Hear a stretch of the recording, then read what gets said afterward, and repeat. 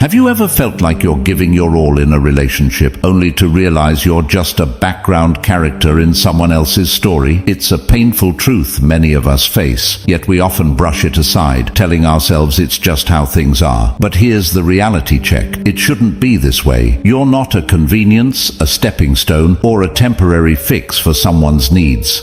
Today, we're going to dive deep into the subtle, often overlooked signs that you're being used in a relationship. This isn't just about the big betrayals, it's about those little moments and patterns that slowly chip away at your self-worth. By the end of this video, you'll not only be able to spot these red flags, but also have the tools to steer your ship back to a place where your value is recognized and cherished. Because you deserve relationships that are genuine, reciprocal, and respectful. So, let's unravel these hidden truths together and take the first step towards transforming the way we see ourselves and our relationships.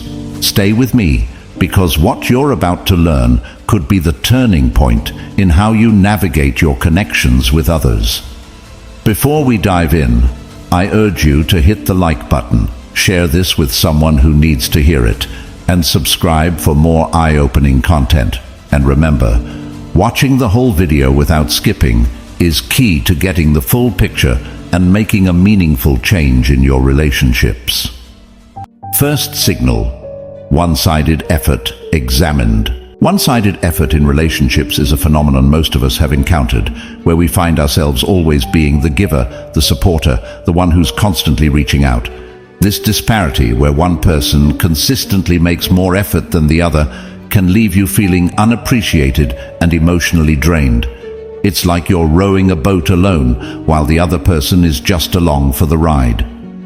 This situation brings to mind a powerful quote from the Stoic philosopher Seneca, who said, "We are more often frightened than hurt, and we suffer more from imagination than from reality." Sometimes we might ignore this imbalance out of fear of losing the relationship, even when it's causing us more harm than good. The one-sided effort is a clear indicator of an unbalanced relationship.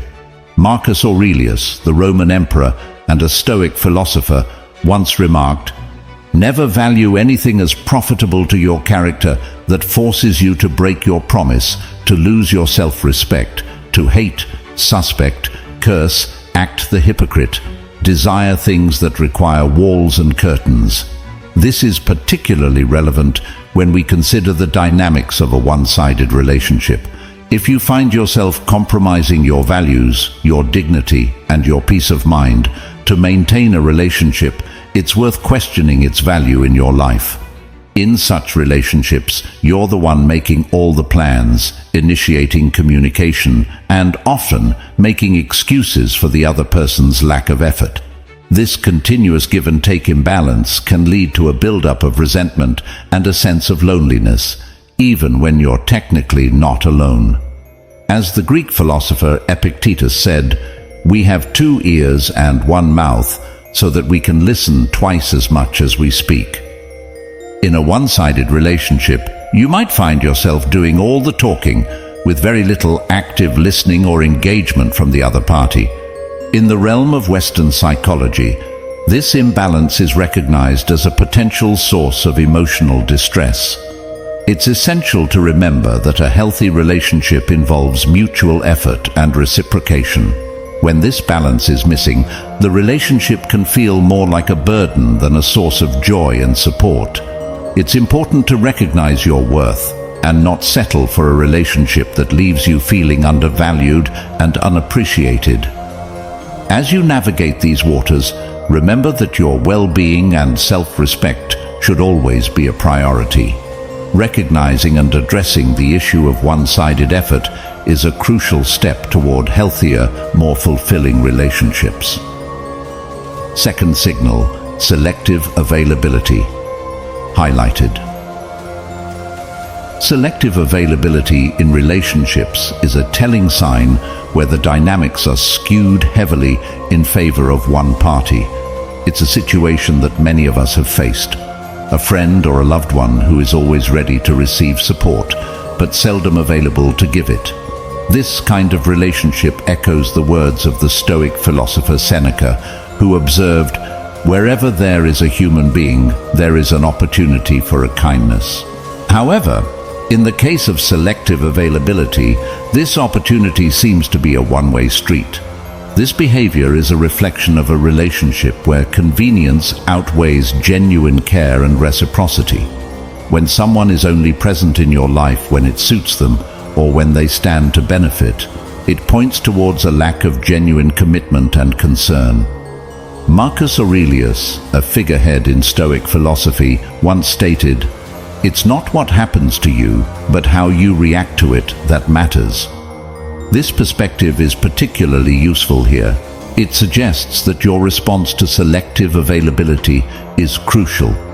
It's about recognizing your value and not allowing yourself to be treated as an option rather than a priority.